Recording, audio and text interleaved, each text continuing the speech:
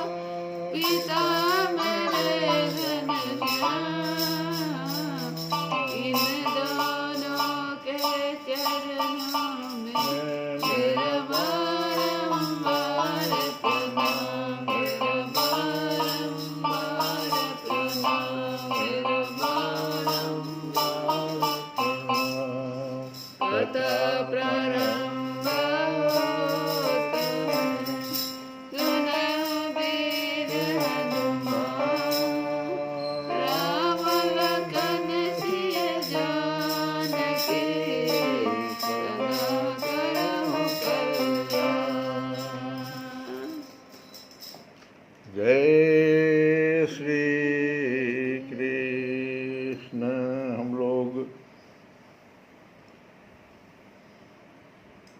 ब्राह्मण की कथा कहीं भी इस कथा में सुदामा जी का नाम सुखदेव जी ने नहीं लिया। ये बहुत सुंदर बात है। कहीं और जगह भले ही है, लेकिन इस कथा में कहीं भी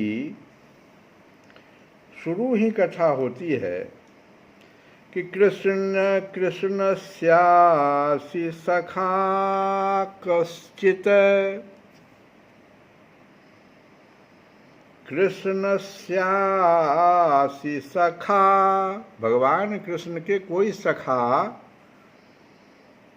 थे, नाम नहीं, कश्चित्, लेकिन ब्राह्मण शब्द आया है। ब्राह्मणों, वो सखा कौन थे? तो ब्राह्मणों ब्रह्मवीतमम,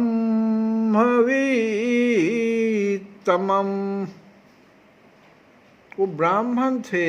अब कैसे ब्राह्मण थे? साधारण नहीं, ब्रह्मवित्तमम, ब्रह्म को जानने वाले, वेद को जानने वाले। अब वेद को जानने वाले भी बहुत ब्राह्मण होते हैं। जब वित्तमम, उत्तम, सबसे श्रेष्ठ, वेद को जानने वाले सबसे श्रेष्ठ एक ब्राह्मण थे। वो भगवान कृष्ण के कभी सखा थे। कहीं सुदामा जी का नाम नहीं। सुदामा, सुशीला, ये सब हम लोग जो नाम बोलते हैं। और उस ब्राह्मण का और भी गुण बताया गया है वहां पर कि विरक्त इंद्रियार्थेषु,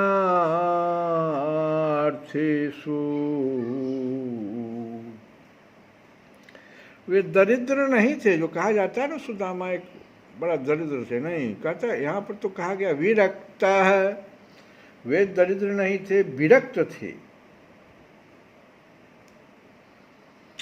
और विरक्त ही नहीं थे, प्रशांत आत्मा जितेंद्रिय। सुखदेव जी ने जो शुरू किया है इस कथा को, तो इस तरह से शुरू किया है। अब प्रशांत आत्मा थे वो, तो प्रशांत आत्मा को भी जो अंधवत पश्य रूपानी शृणु शब्द अकर्णवत, ये प्रशांत आत्मा, प्रशांत आत्मा जो होते हैं वो अंधवत पश्य रूपानी, आँख है उनके पास, लेकिन पता नहीं चलता, कहीं पर वो टिकता ही नहीं, वो फंसता नहीं रूप में, अंधवत। और शृणु, और कान भी है उनके पास, लेकिन शृणु शब्द अकर्णवत। और काष्ठवत पश्य वै रूपम, कठपुतली की तरह उनका ये शरीर। और प्रशांतेति अस्य लक्षणम, ये प्रशांत आत्मा का लक्षण बताया शास्त्र। तो हमारे जो ब्राह्मण देवता थे वो प्रशांत आत्मा थे, जितेंद्रिय थे, ऐसा वर्णन किया गया। और देखो, भगवान ऐसे ब्राह्मणों को सखा बना लेते हैं। ये सूत्र है।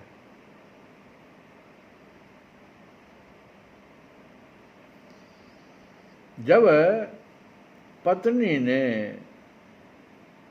बहुत कहा, वो भी काफी दिन बीत जाने के बाद, लगभग 70 वर्ष, और 4 ब्राह्मणों के घर से वो 4 मुट्ठी उनके लिए, वो जो तंडुल शब्द आया है, दिया। तो यहाँ से देखो अब ब्राह्मण देवता का ये वेद वाली बात जो है वो कैसे आ जाता है। सो देखो हम बताए थे कि भगवान का 3 ड्योढ़ी पार करना था। भगवान के पास पहुंचने के लिए 3 ड्योढ़ी, अभी भी वृंदावन में 3 ड्योढ़ी पार करना होता है, तब भगवान के पास पहुंचा जाता है। तो 3 ड्योढ़ी क्या है? 3 अवस्था, 3 गुण। और इस 3 अवस्था और 3 गुण को जब कोई भी शरीरधारी जीव पार कर जाता है, जिसको त्रिगुणातीत अवस्था कहते हैं, तब तुरीय अवस्था आता है और उस समय ब्रह्म का दर्शन होता है। और यहाँ भी आया है कि जब उस ब्राह्मण ने पत्नी के दिए हुए तंडुल को ले लिया, तो अब रास्ते में देखो किस प्रकार से उनका साधना शुरू हो रहा है। कृष्ण संदर्शनम मह्यम कथम स्यादेत चिंतयम। रास्ते भर वही चिंतन करते हुए जा रहे हैं कि मैं जा तो रहा हूँ द्वारिकाधीश के पास, कृष्ण के पास, जो सारे ब्रह्मांड के मालिक हैं, पिता हैं, लेकिन उनका मुझे दर्शन कैसे होगा। कथम स्यादित चिंतयम, कथम कृष्ण दर्शनम स्यात्, कृष्ण संदर्शनम मह्यम, माने कथम कृष्ण दर्शनम स्यात्, कृष्ण का दर्शन मुझे कैसे होगा। ये रास्ते भर वो चिंतन करते हुए जा रहे हैं। तो ये साधना का ये एक सोपान है कि आप अगर भगवान की तरफ चल रहे हैं तो भगवत नाम, भगवत वो जो श्रवणम, कीर्तनम, स्मरणम, ये 3 पर जो नवधा भक्ति का प्रथम 3 है, उसका पालन करना पड़ेगा, उसको अपनाना पड़ेगा, जो सुदामा जी कर रहे हैं। और जैसे वो चिंतन करते करते त्रिगुणातीत जब हो गए तो भगवान ने देख लिया, माने 3 ड्योढ़ी जैसे पार कर गए। अब वहाँ कोई द्वारपाल ब्राह्मण को रोकता नहीं है, ये नियम था, यह भी सूत्र है। क्योंकि भगवान का एक नाम है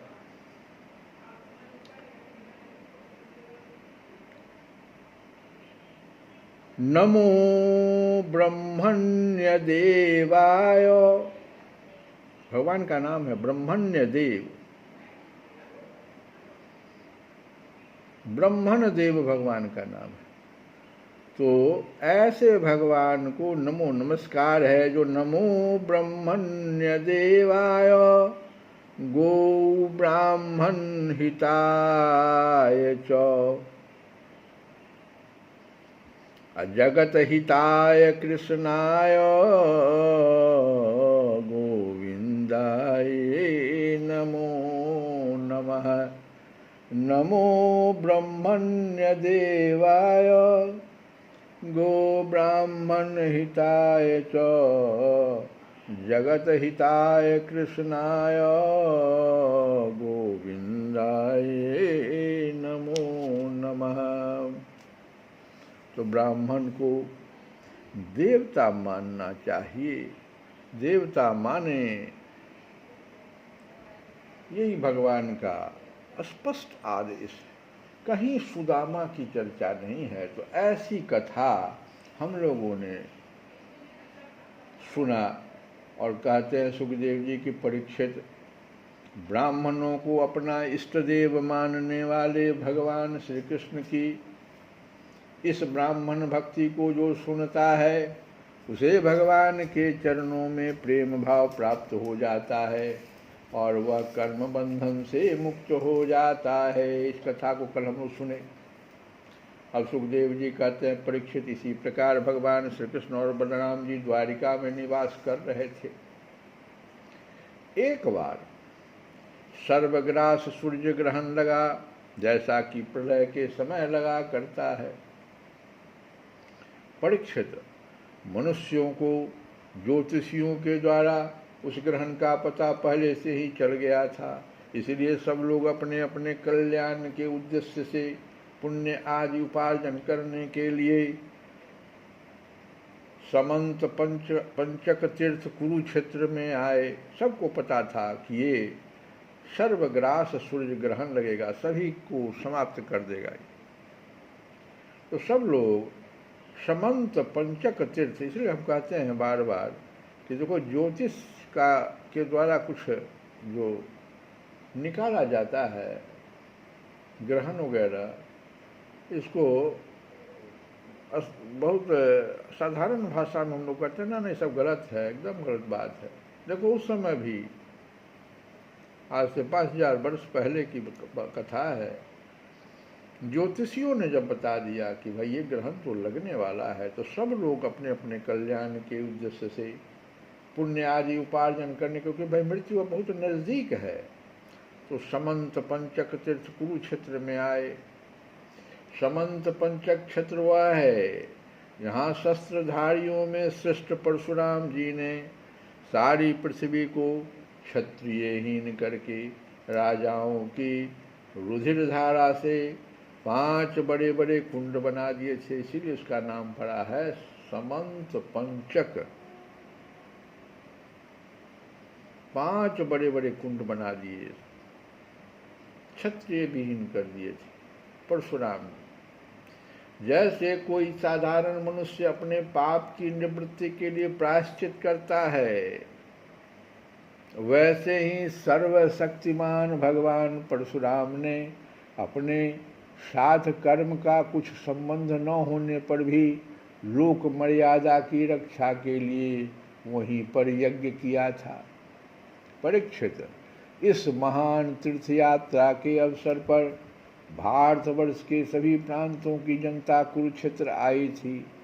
उनमें अक्रूर, वसुदेव, उग्रसेन आदि बड़े बूढ़े तथा गद, प्रद्युम्न, शाम्ब आदि अन्य यदुवंशी भी अपने अपने पापों का नाश करने के लिए कुरुक्षेत्र आए थे।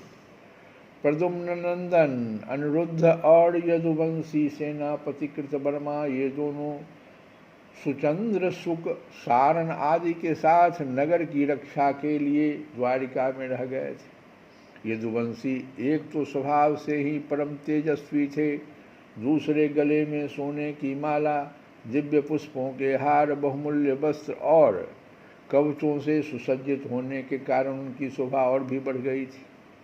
वे तीर्थ यात्रा के पथ में देवताओं के विमान के समान रथों, समुद्र की तरंग के समान चलने वाले घोड़ों, बादलों के समान विशालकाय एवं गर्जना करते हुए हाथियों तथा विद्याधरों के समान मनुष्यों के द्वारा ढोई जाने वाली पालकियों पर अपनी पत्नियों के साथ इस प्रकार शोभायमान हो रहे थे, मानो स्वर्ग के देवता ही यात्रा कर रहे। महाभाग्यवान यदुवंशियों ने कुरुक्षेत्र में पहुंचकर एकाग्र चित्त से संयम पूर्वक स्नान किया और ग्रहण के उपलक्ष्य में निश्चित काल तक उपवास किया।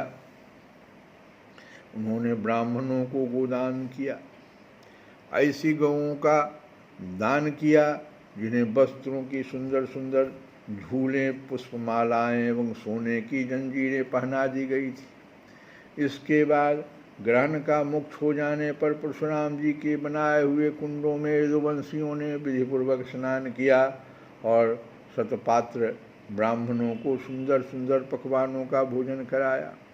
उन्होंने अपने मन में यह संकल्प किया था कि भगवान श्री कृष्ण के चरणों में हमारी प्रेम भक्ति बनी रहे।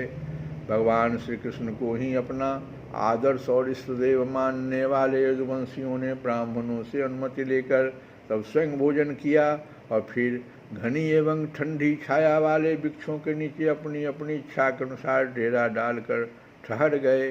परीक्षित विश्राम कर लेने के बाद यदुवंशियों ने अपने सुहृद और संबंधी राजाओं से मिलना भेंट करना शुरू कर दिया। अब वहाँ सिर्फ यदुवंशी ही नहीं आए थे, वहाँ मत्स्य, उसीनर, कौशल, विदर्भ, कुरु, सृंजय, काम्बोज, केकई, भद्र, कुंती, आनर्त, केरल एवं दूसरे अनेकों देशों के अपने पक्ष के तथा शत्रु पक्ष के सैकड़ों नरपति आए हुए थे। सबको पता था कि सर्वग्रास सूर्य ग्रहण लगने वाला है और उसके लिए सबको आना कहाँ पर है, तो वो समंत पंचक तीर्थ कुरुक्षेत्र में आना है। परीक्षित इनके अतिरिक्त यदुवंशियों के परम हितैषी, अब देखो यहीं पर जो है अब पहली बार नंद लगे, वो लोग भी आ रहे हैं। तो यदुवंशियों के परम हितैषी बंधु नंद आदि गोप तथा भगवान के दर्शन के लिए चिरकाल से उत्कंठित गोपियां कितने दिनों के बाद ये सब भी वहाँ आई हुई थी। नंद बाबा भी आए थे और जो भी वहाँ गोप थे, और चिरकाल से उत्कंठित गोपियाँ भी आई थी। यादवों ने इन सबको देखा। परीक्षित एक दूसरे के दर्शन, मिलन और वार्तालाप से सभी को बड़ा आनंद हुआ। सभी के हृदय कमल एवं मुख कमल खिल उठे। सब एक दूसरे को भुजाओं में भरकर हृदय से लगाते, उनके नेत्रों से आंसुओं की झड़ी लग जाती, रोम रोम खिल उठता, प्रेम के आवेग से बोली बंद हो जाती और सबके सब आनंद समुद्र में डूबने उतराने लगते।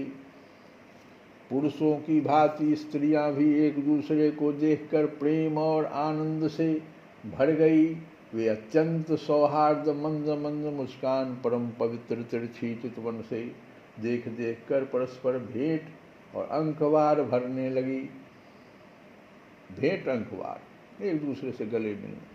वे अपनी भुजाओं में भरकर केसर लगे हुए वक्षस्थलों को दूसरी स्त्रियों के वक्षस्थलों से दबाती और अत्यंत आनंद का अनुभव करती। उस समय उनके नेत्रों से प्रेम के आंसू छलकने लगते। अवस्था आदि में छोटों ने बड़े बूढ़ों को प्रणाम किया और उन्होंने अपने से छोटों का प्रणाम स्वीकार किया। वे एक दूसरे का स्वागत करके तथा कुशल मंगल आदि पूछकर फिर श्री कृष्ण की मधुर लीलाएं आपस में कहने सुनने लगे। हम लोग कथा को आज यहीं विराम देते हैं। कल की कथा में आगे सुनेंगे जो ये गोपियाँ आई है नंद बाबा, भगवान से किस प्रकार से मुलाकात होगा इनका। दीनानाथ दयानिधि स्वामी, दीनानाथ दयानिधि स्वामी, कौन भांति मैं तुम्हें रिझाऊं। दीनानाथ दयानिधि स्वामी, कौन भांति मैं तुम्हें रिझाऊं। श्री गंगा चरणों से निकली शुचिबीर कहाँ से लाऊं। कामधेनु कल्प वृक्ष तुम्हारे, कौन पदारथ भोग लगाऊं। चार वेद तुम मुख से भाके, और क्या प्रभु पाठ सुनाऊं। दीनानाथ दयानिधि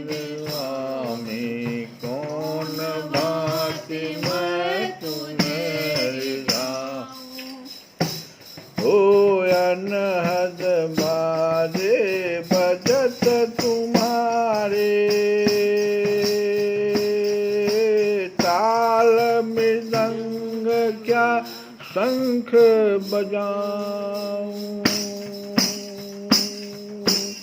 कोटि भानु थारे नख की शोभा, दीपक ले प्रभु कहाँ दिखाऊं। दीनानाथ दया निधि स्वामी, कौन बात मैं तुम्हें रिझाऊं। लक्ष्मी थारे चरण की चेरी, कौन द्रव्य प्रभु भेंट चढ़ाऊं। तुम त्रिलोक के करता हरता, तुम्हें छोड़ प्रभु कौन पे जाऊं। सूर श्याम प्रभु विपद विदारन, सूर श्याम प्रभु विपद विदारन। मन वांछित प्रभु तुम ही से पाऊं। दीनानाथ दया निधि, कौन बात मैं तुम्हें रिझाऊं। श्री गंगा चरणों से निकली, शुचिवीर कहाँ से पाऊं। शुचि नीर कहाँ से पाऊं। श्री कृष्ण गोविंद हरे मुरारे, हे नाथ नारायण वासुदेव।